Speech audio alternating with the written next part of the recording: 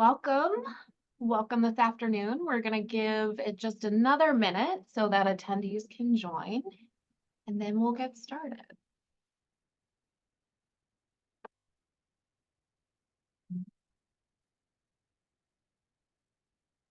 So, welcome. I hope that this it's a good day wherever you find yourselves. I am Dr. Julia McStrabach, and I am the Senior Advisor for the Synod here at USCCB. And I am delighted, very delighted to be joined by my friend and colleague, Father David McCallum, SJ. Father David is a Jesuit priest who serves as the founding executive director of the program for Discerning Leadership, a special initiative of the Society of Jesus. The program provides leadership formation and organizational development support for senior Vatican officials and major superiors of religious orders in Rome and around the world. For the past 2 years, Father McCallum has worked with the Secretariat for the Synod of Bishops on the Commission on Methodology. As a member of the international group that developed the synthesis of the National and Regional Bishops Conferences at Frascati, also known as the Document for the Continental Stage, and as a facilitator and expert at the Synod in October 2023. Formerly, Father McCallum served as the Dean of the Madden School of Business and as the VP of Mission Integration and Development at Le Moyne College in Syracuse, New York. He is also an indispensable companion of the U.S. Synod team as we journey along the synodal path. So this afternoon, Father David will help us understand the purpose of the spiritual conversation. We'll gain insight into the methodology, and we'll also explore the role of the facilitator during these conversations. And then, of course, as always, we'll have some time for Q&A. So with that, I'll turn it over to Father David. I really appreciate your introduction, Julia, and also the personal nature of it. I'm really grateful to partner with you and Richard and with the team at USCCB, and just to be part of this project. What we're doing right now is a kind of evolutionary moment in the church, and you, all of you who are participating in the various roles you play in support of your diocese and the parishes and the leadership that's distributed around those communities, you're also part of this. So our intention today and over the next 2 sessions will be really to foster your capacity to serve as facilitators of this practice, which we've come to call conversation in the Spirit. And today's intention is really to explore the nature of this practice, how and why it fits into this synodal way of proceeding, and also to begin to think about how you, as facilitators, begin to take this role up. What are the dispositions and skills you really need to do it well? And we'll be unpacking those in practice over the next 2 sessions that follow. Before we start, though, I wanted to invite us to a moment of quiet and presence. And as Americans, I find that we're so pragmatic and often really concerned about the outcomes of things. So we have an orientation to using our time efficiently, but that's really not all God asks of us. God asks of us to be fully present, and that sometimes means slowing down.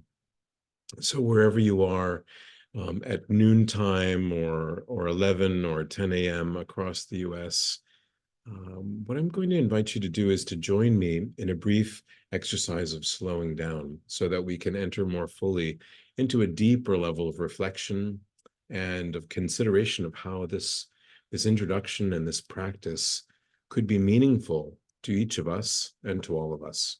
I'm going to share my screen, and I have a presentation to share with you, and we'll invite you to watch it along with me. So,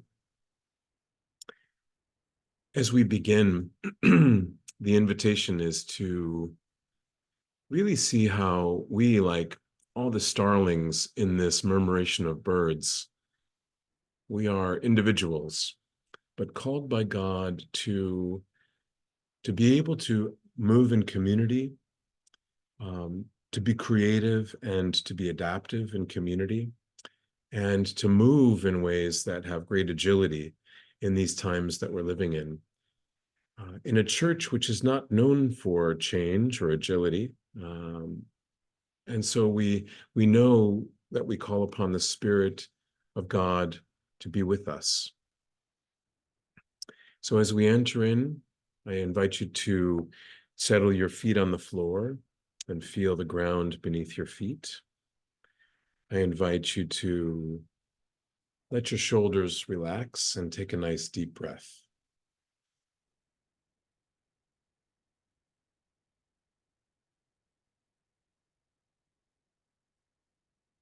And take another nice deep breath.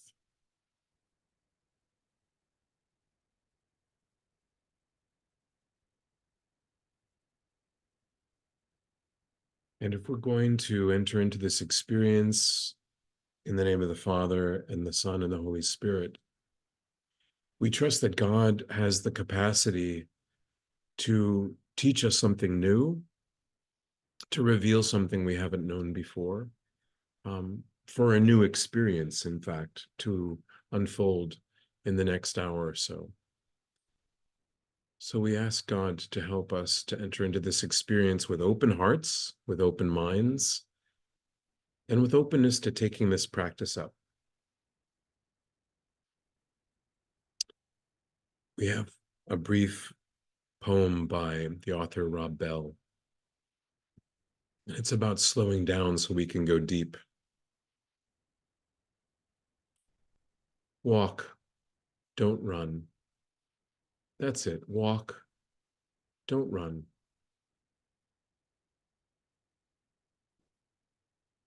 Slow down. Breathe deeply. And open your eyes because there's a whole world right here within this one. The bush doesn't suddenly catch on fire. It's been burning the whole time. Moses is simply moving slowly enough to see it.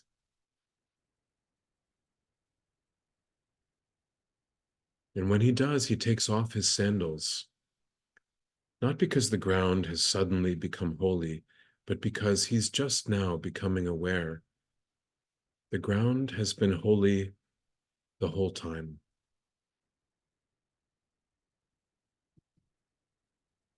Efficiency is not the highest goal of our life. Neither is busyness, or how many things we can get done in one day, or speed, or even success. But walking which leads to seeing, now that's something.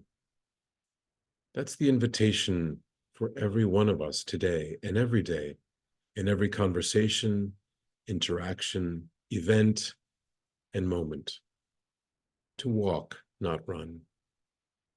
And in so doing, to see a whole world right here within this one.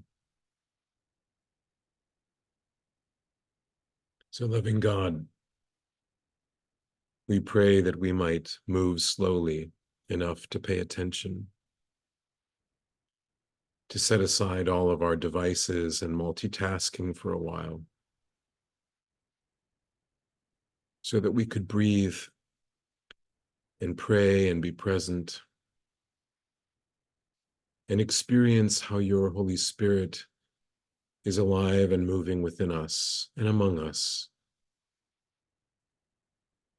We pray that as we enter into this exploration,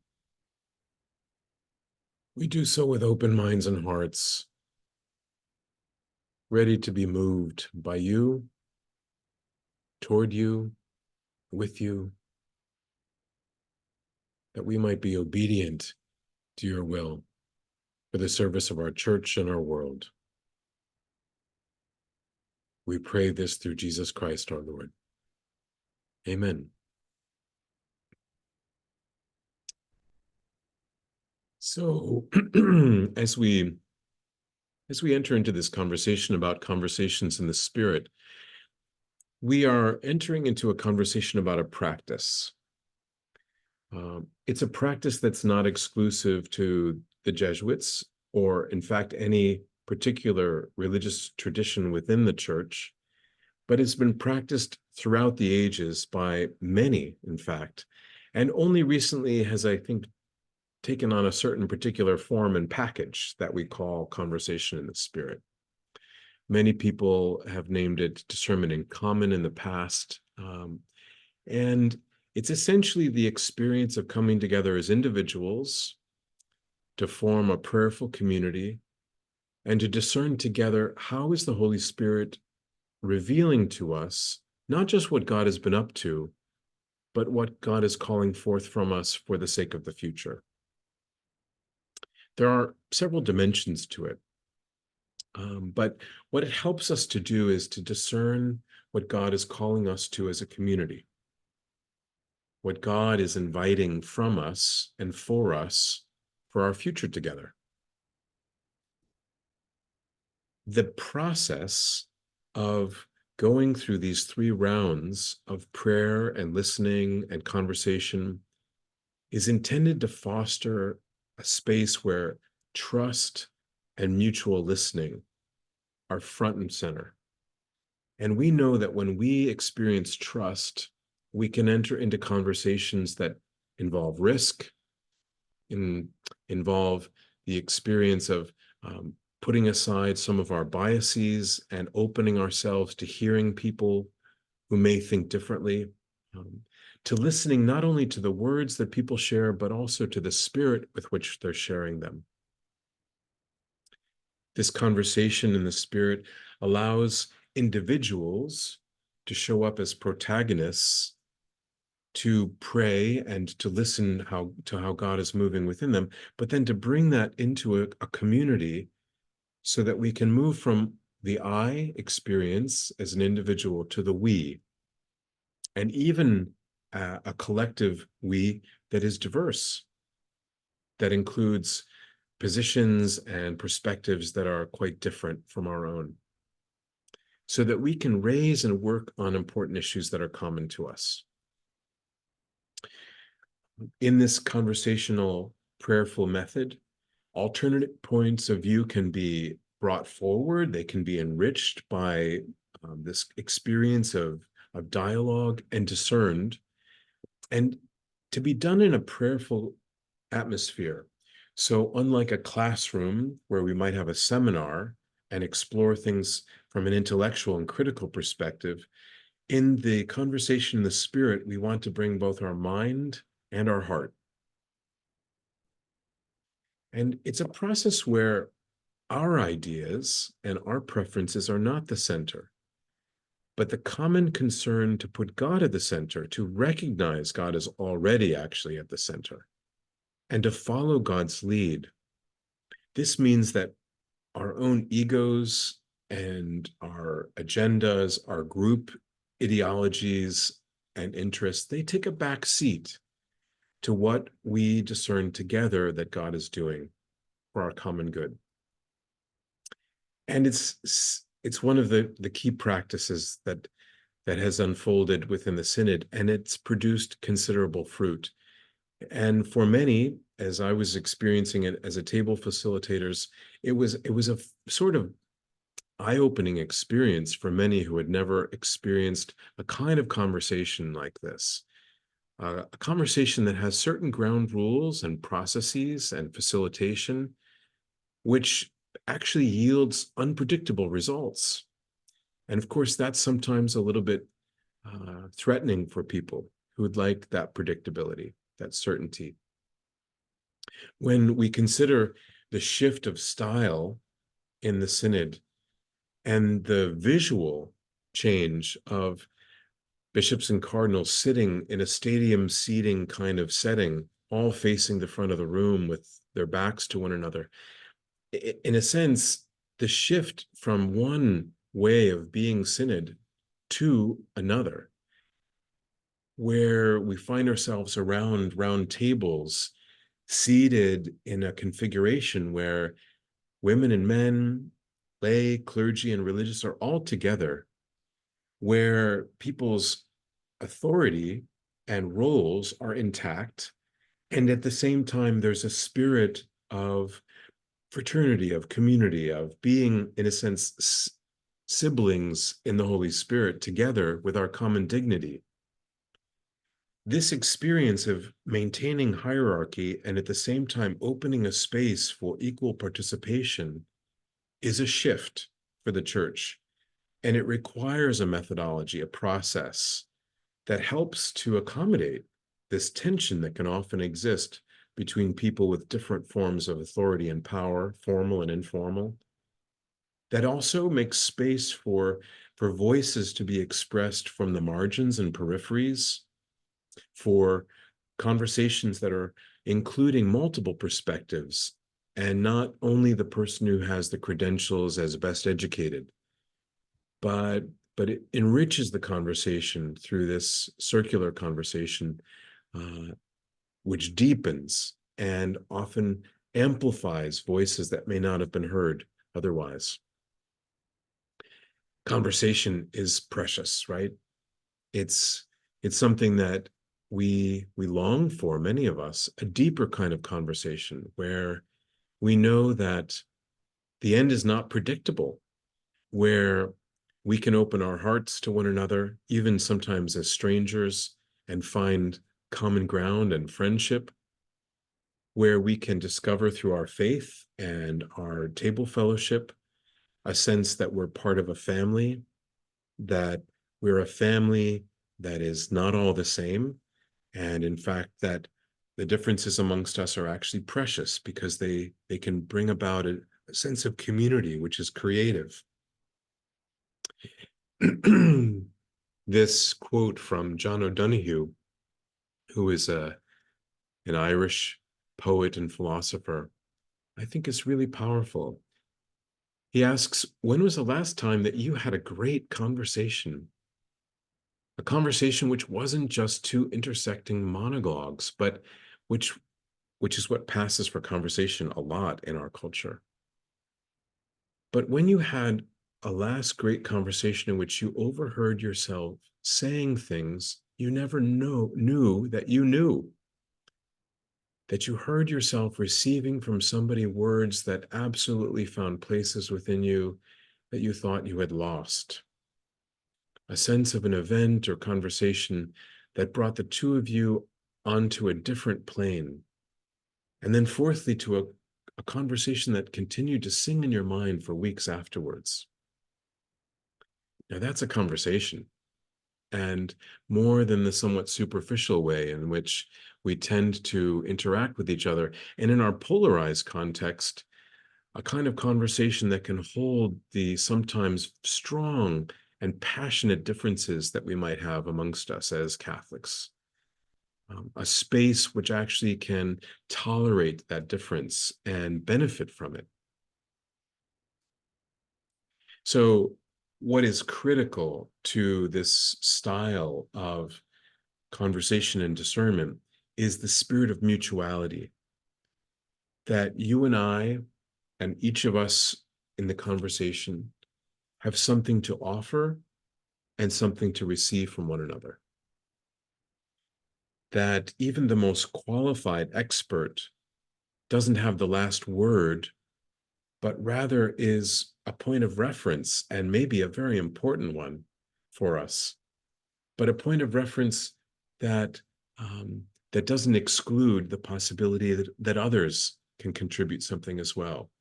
And this spirit of learning, of growing, of listening, and of enhancing relationship, as well as of pondering issues, is a critical dimension of this. That if we're going to make decisions that lead to a communal action, this mutuality is an essential feature. So how do we create conditions for that in the process of gathering people together and creating these ground rules for the conversation and then facilitating the process? So the spirit of mutuality at the heart of it all. As you may know, the conversation, the spirit method involves several rounds, and we'll talk more about them in detail in a moment, but it's more than a mechanical process. It's not simply following a step-by-step instruction or cookbook. And it's also not the same as faith sharing, where we gather together to explore only what comes up in our prayer. In fact, it's a process that blends both prayer and reflective listening to one another, and then discerns a direction, a sort of pathway forward. It requires us to stay open and attentive. And you see that one of the images on this slide is the tuning of a viola or a cello. How do we attune to one another so that we're not playing chords that are completely dissonant and can't be harmonized?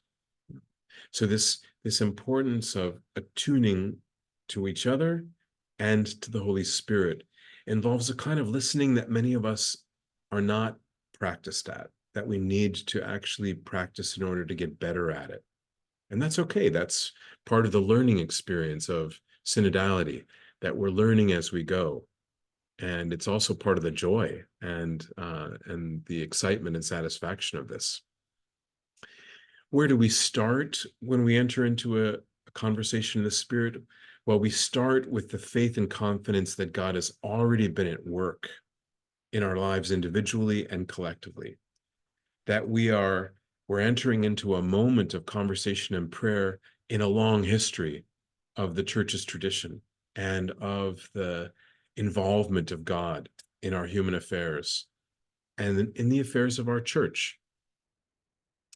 So we enter in not as if this is the first time we're paying attention to God, but as a point on a long journey, acknowledging that grace and sin and brokenness and healing and periods of great change and disruption and periods of great stability, that all of these have been part of our past.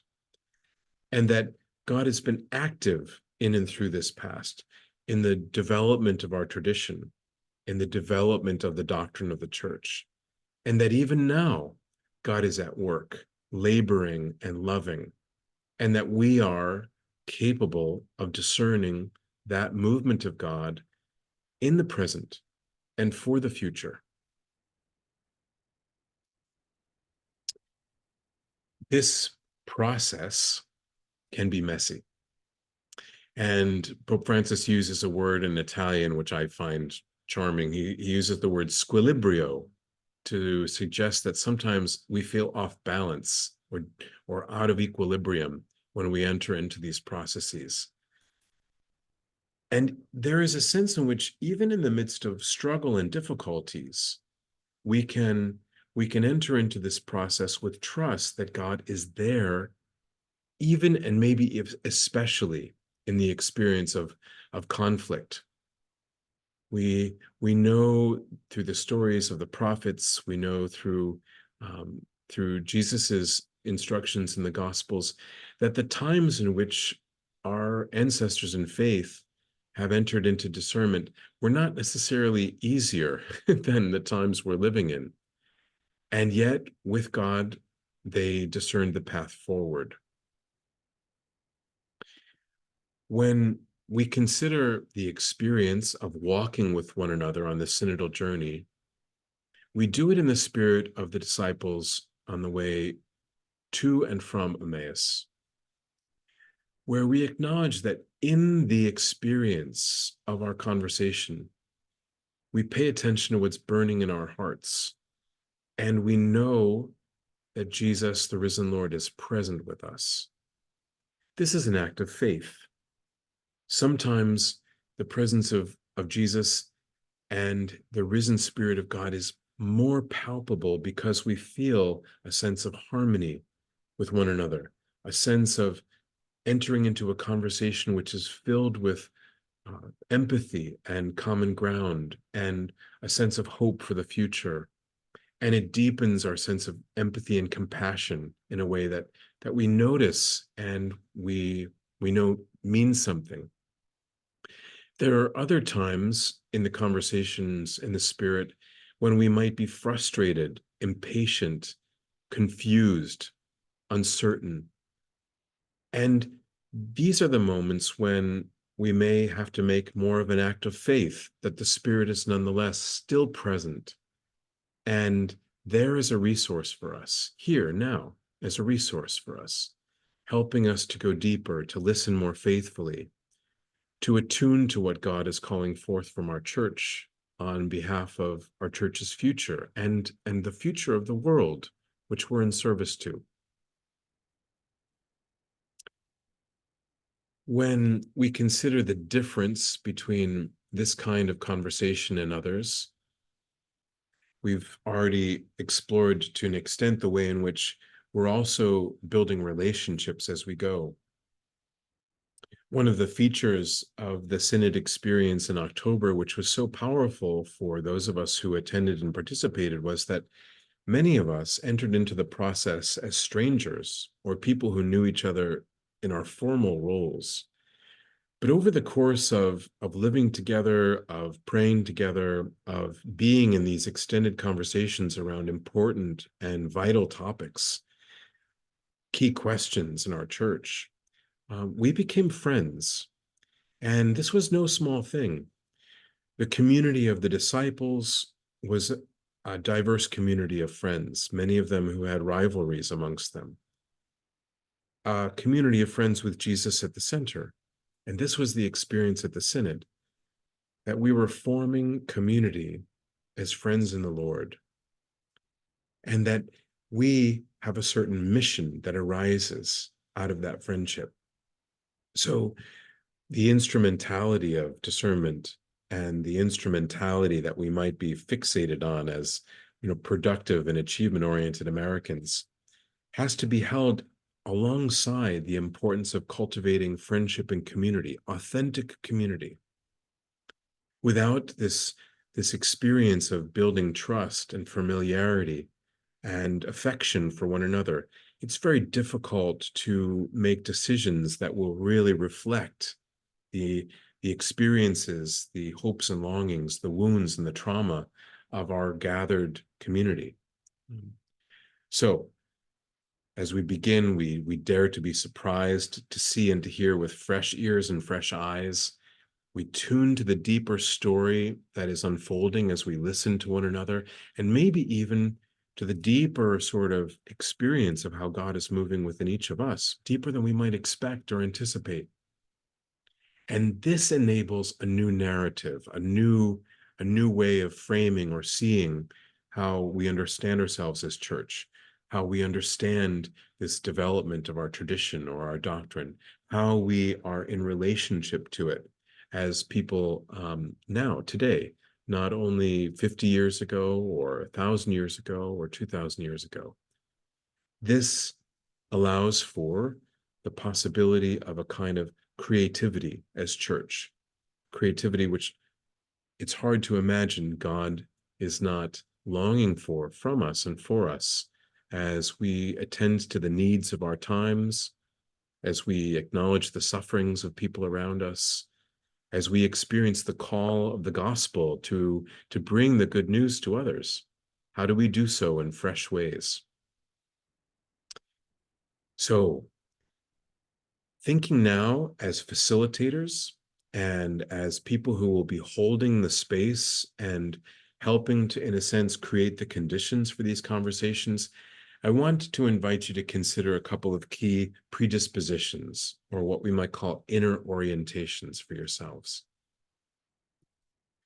The first is that we have to remain humble, that it's not all in our hands, and that the work that's going to happen, the kind of unfolding of the conversation, is bigger than us. This requires us to have a kind of stance where we're both confident enough to hold that space and to serve as facilitators, and the humility to understand we don't know which direction that the conversation is going to take.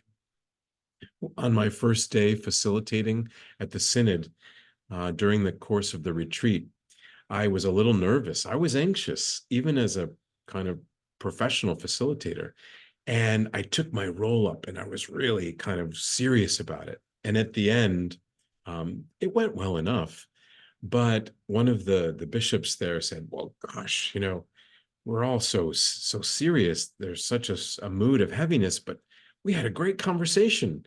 And the next day I realized that I had to lighten up. I had to kind of trust that God is present and that the responsibility wasn't all on my shoulders to make this a successful conversation. So humility and presence to each other, and to recognize that the fruit of the conversation is up to all of us. Another, if we can let go of that performance anxiety as facilitators, then we can really be present to what God is doing. We can be sensitive and aware of how God is moving in and through the sharing of other people. We can let go of worrying about what will come next in order to be really attending to how the Spirit is stirring in our own hearts. We can be attentive to this not only within our hearts, but also sensing what's going on in the group. Understanding at a deeper level where the Spirit is moving us collectively in a convergence, perhaps, around a particular topic or question, or even to clarify a divergence among us. This can also be a fruit of the Spirit, to bring some clarity.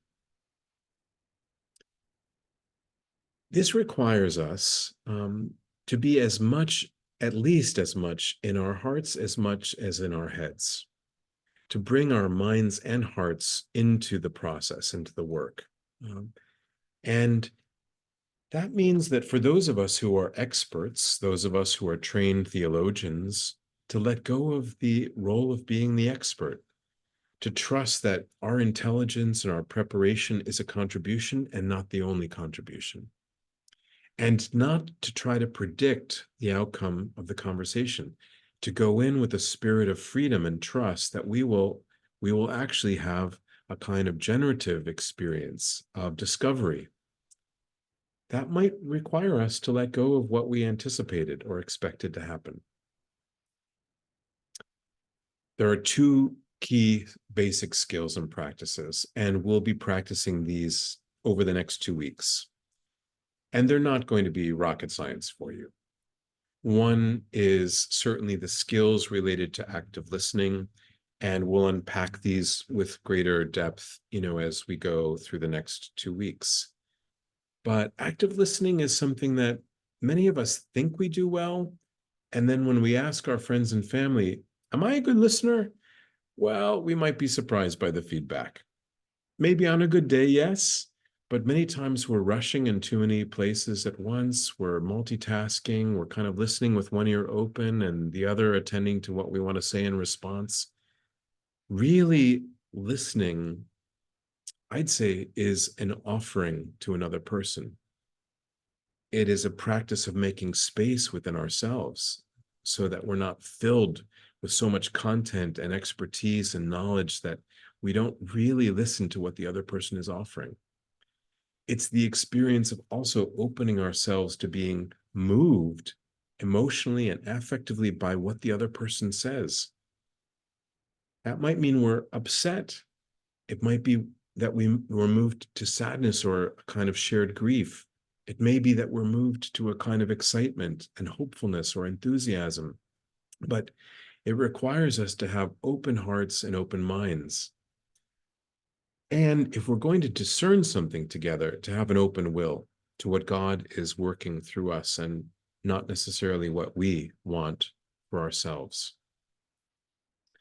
We'll unpack this in more depth, but the other is intentional speaking. Many of us entering into conversations are spontaneous, and that's our way. But it's really helpful in conversations in the Spirit to be prepared so that the fruit of our prayer is really the content of what we share in the first round. And that in our second round, we've entered into the silent pauses of the conversation to be mindful about what we'd want to share in response to what others have said. And then in the third round, to be very succinct in naming what we've experienced, not just ourselves individually or even a few people as we've listened, but what we experience the group beginning to discern together. So we'll unpack these over the next 2 weeks.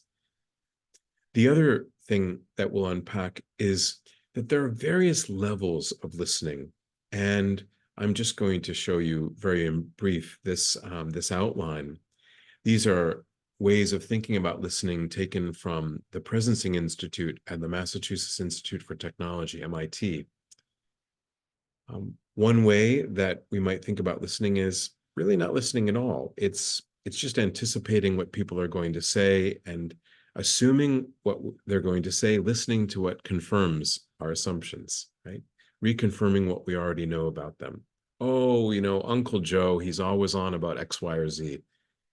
And we're at the center of that experience. We're not really listening. We're not at the boundary of the other person's experience yet.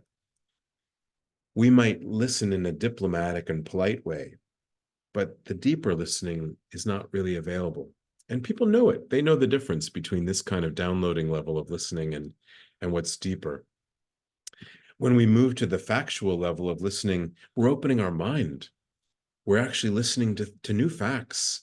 We're listening to someone we may have known for a long time telling us a new story and providing some details or some data that actually maybe challenge some of our ways of looking at the world or thinking about the ways that we think of or know God.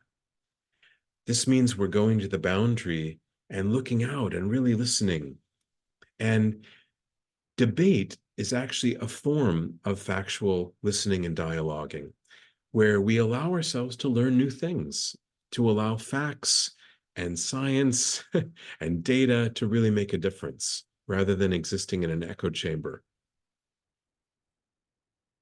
A third level of listening is when we've not only opened our mind, but we're opening our heart to really empathically understand what's at stake for the other person. Sometimes a person who's part of our circle may be carrying some wound, some shame, in fact, about some prior experience in the church. Shame is not something that's very easy for us to accompany or to want to be in attunement with. And yet, when we walk with people as Jesus did, we open ourselves in a way in our hearts to feel with them and to see through their eyes. And seeing through the eyes of the other means we're displacing our own ego a bit. This is a practice. And those of you who are spouses and siblings and good friends, you know that the empathic listening we can do is such a gift for other people. And in the conversation in the spirit, there's another level we want to introduce, and that's the contemplative, because it's not only to the human experience, it's to what God is doing through the experience of the other. It's to discovering in some way how the Spirit is moving us and helping us to attune to what will bring about greater life and what seems to undermine and sap our life. And finally, there's a generative level of listening when we not only open our mind and heart, but also our will, so that we're collectively pursuing what it is that God desires for us together. That means we sometimes have to let go of a very strong vision and open ourselves to a collective vision, one that's more complex, one that's in some ways more inclusive than our own point of view. We'll again be practicing this over the next 2 weeks. But this is the fruit, a kind of collective creativity, which is being called forth by the Synodal Church, by a more synodal way of relating to one another. When we briefly go through the practice, we're moving from the I to the we, as I've shared, and it begins with prayerful personal reflection. So the first round is really this process of slowing down, of bringing a question that we're all working through together into our prayer, and not simply thinking according to our ideas about what we want to say about, for instance, the experience of churches merging, or the experience of the challenges of welcoming new immigrants into our communities and bringing new languages into the liturgy. these are things that stir up feelings for us. And when we go into our prayer, we're not only listening to what we think, but we're trying to attend to what God is desiring for us and through us for our community. This will often surprise us. And it requires us to give ourselves the time to quietly prepare, not simply to rush into these conversations. In round one, we want to open space to invite people to begin, even by saying, what I experienced in my prayer was X, Y, and Z. That we listen in such a way to God and share in a brief way what came forth in our prayer, and listen to the same thing from others. And in the pauses between one person sharing and the next, without interruption, to be considering, how is what this person is sharing affecting me? What's stirring inside me? In the second round, we move from the I to the we, and now it's no longer I alone sharing what my prayer was about or building on my own first reflection. It's to say, what I heard Julia say really touched me, because as she was unpacking her story, I found myself reflecting on similar stories in my own experience of being church. Or maybe I might say, when Fred said X, I felt Z. And the reason that stirred for me is this. And this is the way that we gather not only as individuals, but we form a new sort of entity, a group. We, in a sense, interweave ourselves into a new being, a community. And this can create space for both harmony and dissonance, but we can hold it together because we're forming relationships that have some kind of durability and depth. And the third round is when we as a group step back and, in a more conversational mode, reflect on what were the patterns of our sharing. What did we notice we had consensus around? Where were there convergences? Where were there divergences? Was there some sense in which the question that we were pondering together has actually given us insight that we want to represent? And as you know, many times these conversations in the Spirit are happening in a small group format that then is brought back to a large group. And the fruits of each small group can be represented not just by words, but also pictures and metaphors and pieces of scripture or music that resonate with each person. We often find that in using these more creative ways of representing the movement of spirit in a group, that there's a kind of creativity that's stimulated for the greater whole, the greater community. This is beyond simply going around in circles. It's a process of deepening, really, from the I to the we to a kind of collective action. And this is no small thing. We live at a time when fragmentation and polarization is so acute that the idea of a collective action, unless it's all by like-minded people, is almost impossible to imagine. But for us as a church at this prophetic moment in our history, to invite people who are diverse in their experiences to come together and to discern a collective action, this feels new, this feels fresh, it feels essential and urgent.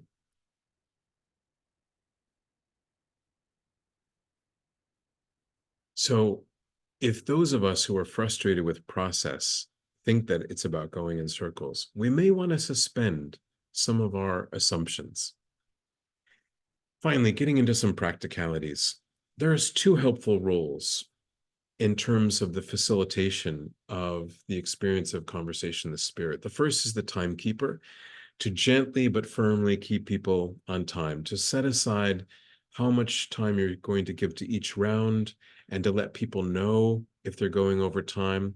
At the Synod, it was kind of a humorous thing at times that in the public space with 450 people, someone would be speaking on the microphone, knowing that they had 4 minutes. And if they'd extended beyond the 4 minutes, slowly the sound of the microphone dwindled and you couldn't hear the person talking at all. There were many funny moments like this, but it was a way of making space for everybody's voice to be heard. Likewise, we want to be gentle, but also fairly firm about making sure that no one voice dominates the process. And finally, to have a note taker, someone who is responsible for tracking what's happening, especially in the second and third round. This can be very fruitful, especially in a larger group process where this discernment practice is being used in a more community-oriented way for big questions. And finally, the role of silence and prayer.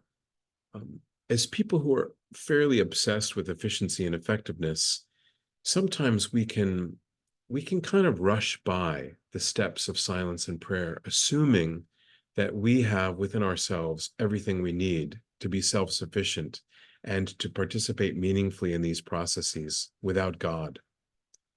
But I can assure you that as someone who's made that mistake so many times, I've learned that pausing to be quiet, to invite God to illuminate our hearts and minds around important questions, to share the fruit of our prayer authentically, courageously, that this makes a qualitative difference to the kind of fruits that emerge in a conversation like this, so distinct from the kind of debates or strategic planning thinking that we do in other settings. So as church, we've been given a special gift to cherish silence, to really depend on God in prayer. And it's an invitation to draw deep from this well of our tradition and rely on these resources and the wisdom and the creativity and the insight that they can provide for us. I'm going to stop here and invite, we have questions, we have time for further exploration. I'm really interested to hear what's on your mind and where you'd like clarification. Yeah, thank you, David. I always learn so much, and then I'm always reminded of so much, even after 2 years of doing the Synod and being part of these processes. So thank you for that, for those good reminders. One question that came in that's just super practical is how long should these listening sessions be, or how much time should we give to them, or the different rounds? If you could speak to that a little bit, just practically, how do we implement the listening? I think it's really helpful to give people advance notice about the question that will be brought to the group for prayer, so that people can take a lot of time to prep even before they gather together in presence together. And if you're going to invite people to do everything all at once in presence or in the virtual space, to give people at least 20 to 30 minutes for that personal prayer prior to the first round. And then I'd say, depending on the size of the group, I wouldn't have a group larger than 8 to 10 at the most. I would say that you want to give people at least 3 minutes for the first round. I'd say 2 minutes each for the second round, and then a little bit more brief for a conversational process in the third round. That means roughly 90 minutes if you work on giving people space for speaking and space for silence in between each person's speaking.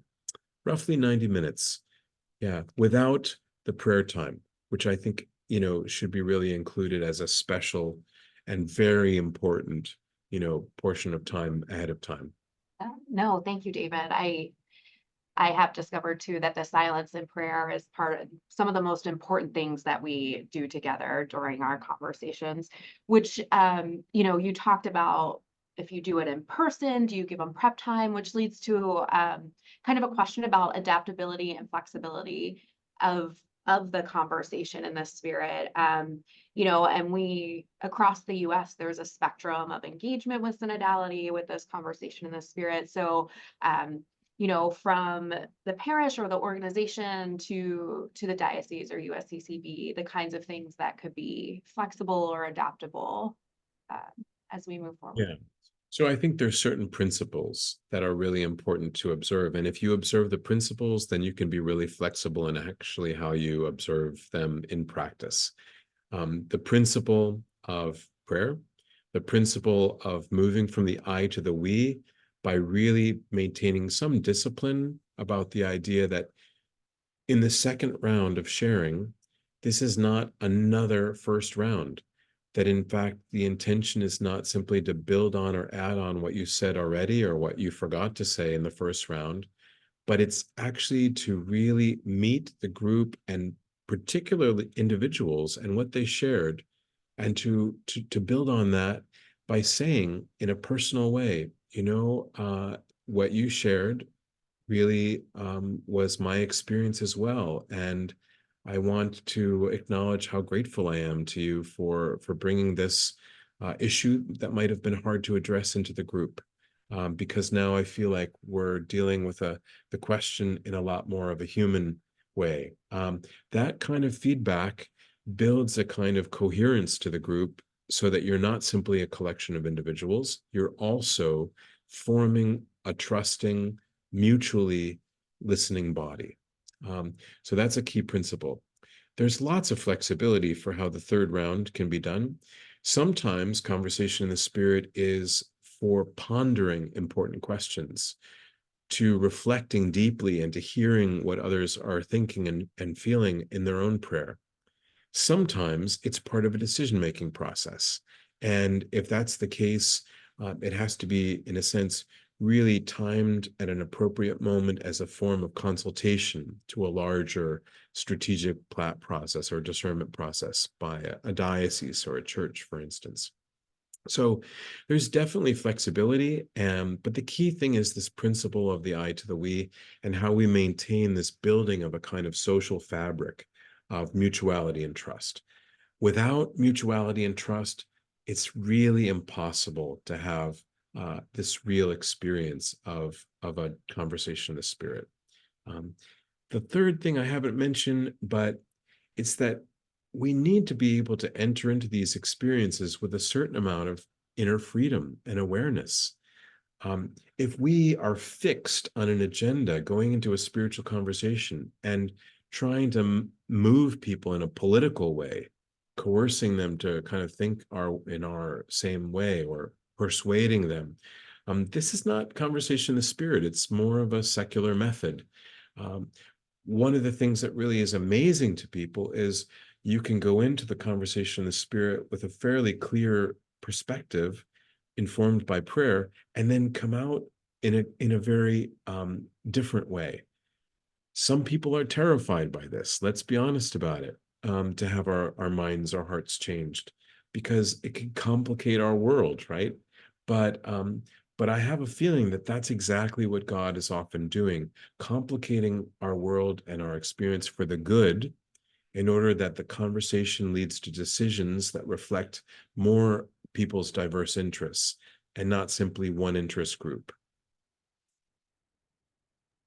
Which, thank you so much. That leads into kind of another question that's practical for facilitators and people who are helping move the conversations in the Spirit of along.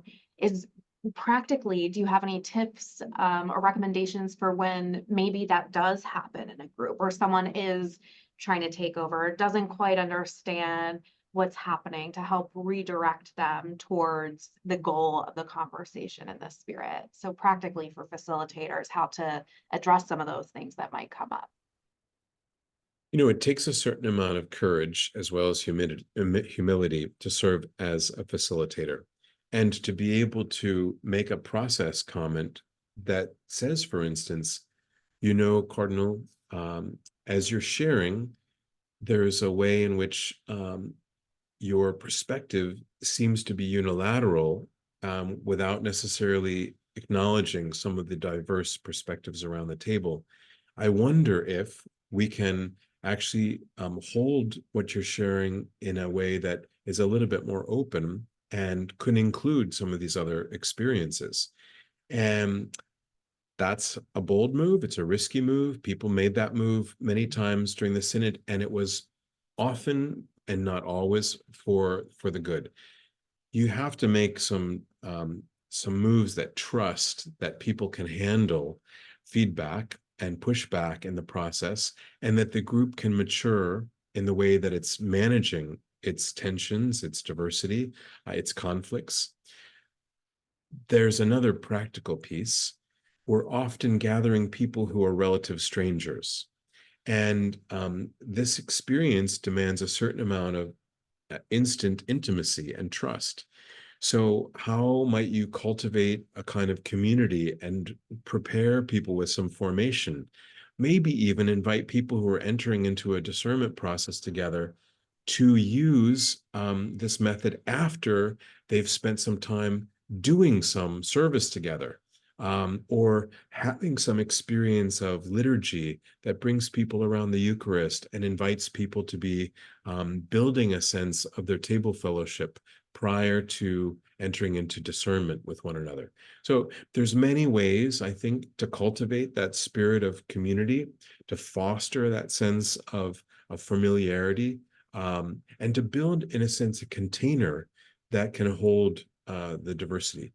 And again, it doesn't make it easy, but to experiment with giving feedback, with making process comments that help the group to move along. There's a great book called The Art and Science of Facilitation that I can recommend to people if they want to cultivate this skill, this ability. Thank you, David. And a similar kind of question in a similar vein, which might have similar answers, but when maybe there's a loggerheads or there's a really tense subject that comes up that that people in the group have very polar ideas about. So would you recommend similar things or something different when there's kind of real tension that's brought out in the group versus maybe one person dominating? You know, there's a lot of wisdom to just taking a little break, taking a pause, having a coffee, making a break that acknowledges the tension without trying to dismiss it, and invites people to a prayerful consideration of where God might be drawing the group for illumination, for greater understanding and mutuality. The power of the pause cannot be underestimated. I like that phrase, power of the pause, and I do have to say I've used it quite a bit in my own work and life. We have about 1 minute left together, Father David, so I just wanted to give you an opportunity if you had any last thoughts to share with our group before we close in prayer. Well, first of all, gratitude. And the second is that this is really the beginning of 3 sessions of conversation and practice. And so our invitation over the next 2 sessions will be to take some time to practice this method with one another in very small circles, and to experience what it's like to take the facilitator role, to ask the questions that come from that experience so we can all move together in refining our skills. I'm constantly learning and refining my skills in this department, and I think I always will be. So I look forward to those conversations with you all. It really is a lifelong formation, that spiritual formation that we are going through right now as a church. So thank you for your time today. We're really grateful you were here. Father David referenced 2 other sessions that will be experiential, and we'll be doing this together. More information about those will be forthcoming. So thank you today. Have a great afternoon, and I will just close us in the quick prayer that my spiritual director always does for us. So in the name of the Father, blessed be God the Father, who has created us. Blessed be God the Son, who has redeemed us. Blessed be God the Holy Spirit, who sanctifies us. Blessed be the Holy and Undivided Trinity, now and forever. Amen. Thank you all so much, and for journeying with us along the synodal path in the United States. Have a great day. Thank you. Thanks so much, Julia.